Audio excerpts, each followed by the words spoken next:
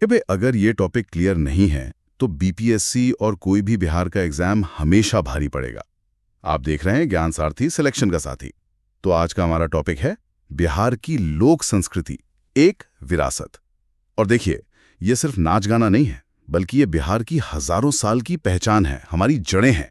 बिल्कुल सही कहा आपने। ये एक समाज का जीता जागता दस्तावेज है। हाँ, और बीपीएससी मेंस में बिहार की विशिष्ट पहचान से सीधा सवाल बनता है, इसलिए बोर्ड पर ध्यान दीजिए, एक एक पॉइंट को समझना है।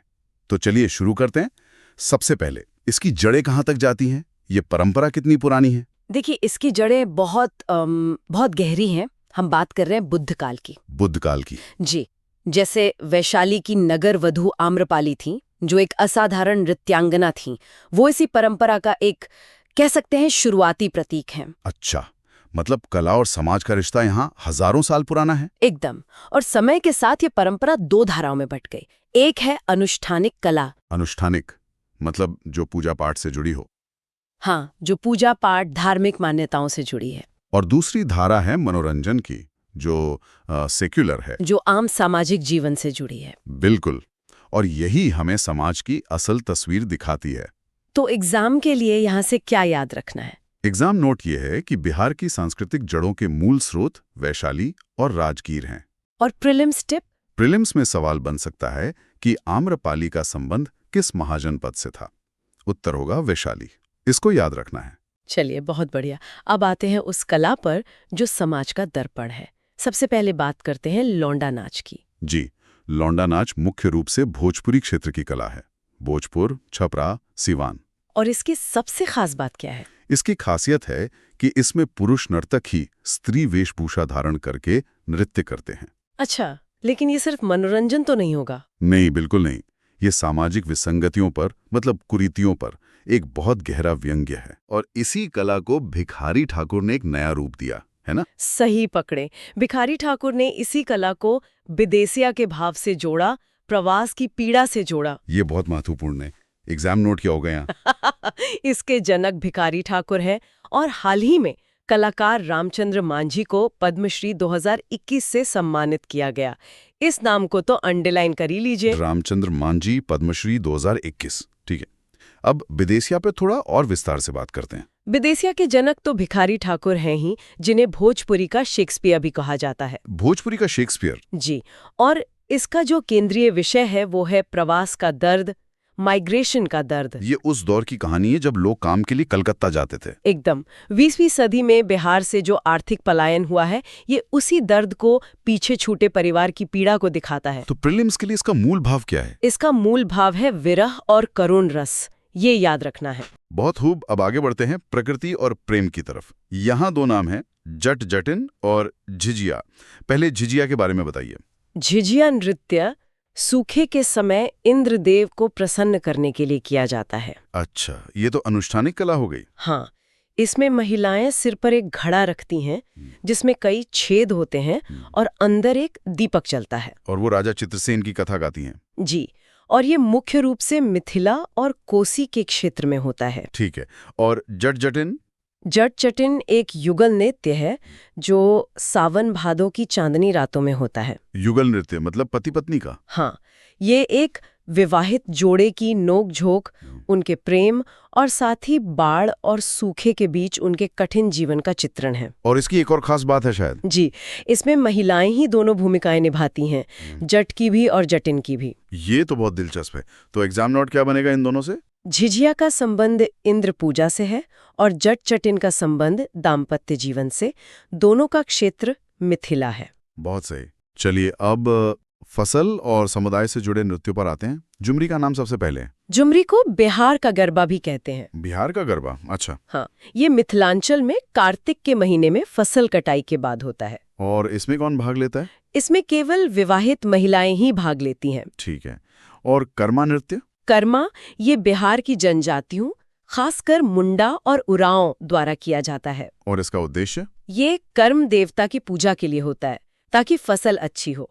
इसमें नर्तक एक दूसरे की कमर में हाथ डालकर सामूहिक नृत्य करते हैं, जो उनकी एकता का प्रतीक है। एक और नृत्य है झरनी, ये क्या है? झरनी मुस्लिम समुदाय द्वारा मुहर्रम के अवसर पर किया जाने वाला एक शोक नृत्य है।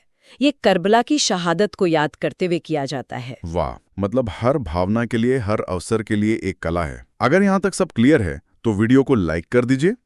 अब आते हैं उल्लास और उत्सव के नृत्यों पर। जोगिरा तो सब जानते होंगे। हाँ, जोगिरा होली यानी फगुआ के अवसर पर होता है। इसमें ग्रामीण युवा सवाल जवाब की शैली में मतलब मस्ती और व्यंग्य करते हैं। और कटकोड़वा, ये बड़ा अनोखा लगता है सुनने में। ये बहुत ऊर्जावान नृत्य है।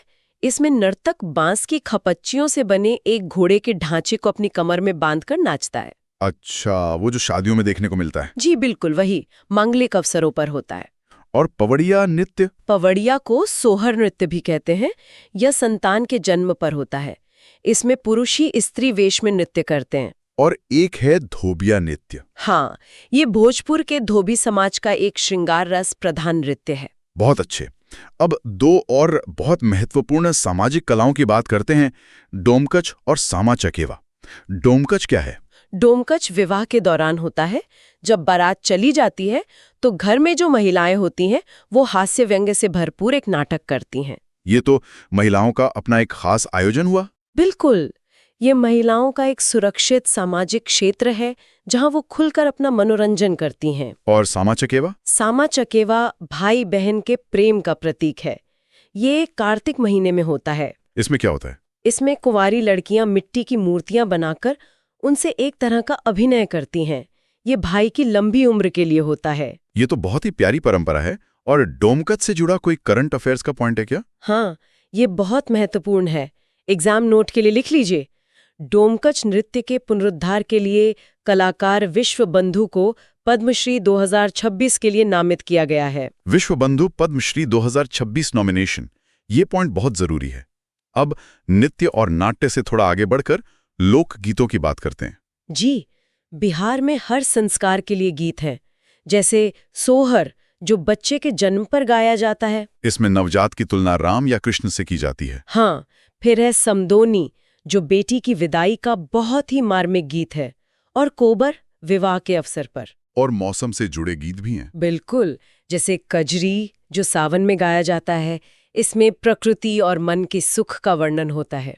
और गाथा गीत जैसे आल्हा उदल होते हैं। हाँ, बिहार में लौरी कायन है जो वीर रस प्रधान है। और दीना भद्री की गाथा भी बहुत प्रसिद्ध है। चलिए अब कला के एक और रूप पर आते हैं, चित्रकला, और खास तौर पर मंजूषा चित्रकला। मंजूषा कला अंग प्रदेश यानी आज के भागलपुर क्षेत्र की पहचान है। और इसे स्नेक पेंटिंग भी कहते हैं।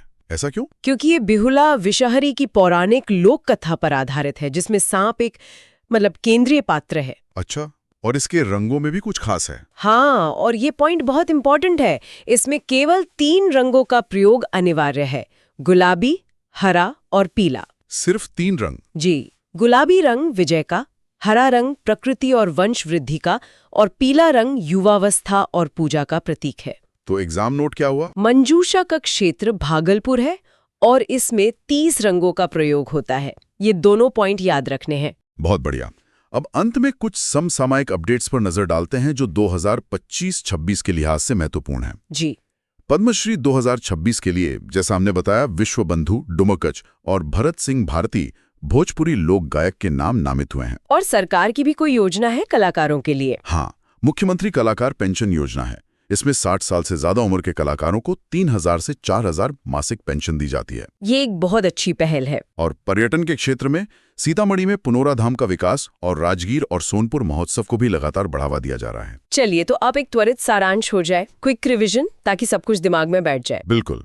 जट जैटिन, मिथिला, युगल नृत्य, लौंडा नाच, भोजपुरी क्षेत्र, विखारी ठाकुर, विदेशिया, भोजपुरी, प्रवास और विरह का दर्द, मंजूषा, अंग प्रदेश यानी भागलपुर, सर्प चित्रकला और 3 रंग, डोमकाच, पूरा बिहार।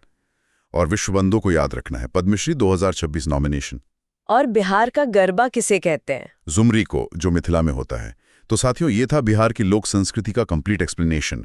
वीडियो पसंद आया हो तो लाइक कीजिए, अपने सीरियस एस्पिरेंट दोस्तों के साथ शेयर कीजिए और चैनल को सब्सक्राइब जरूर कीजिए। आपका सपोर्ट ही हमें और बेहतर कंटेंट लाने का मोटिवेशन देता है।